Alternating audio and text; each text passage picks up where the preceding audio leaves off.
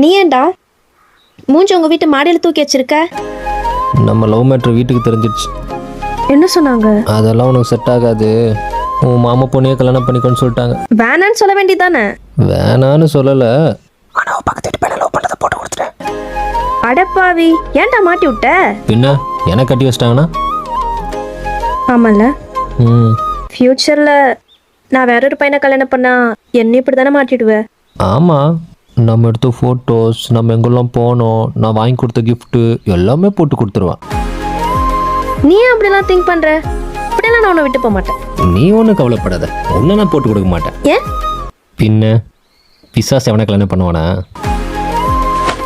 அப்படி கிலோ 300 ரூபா.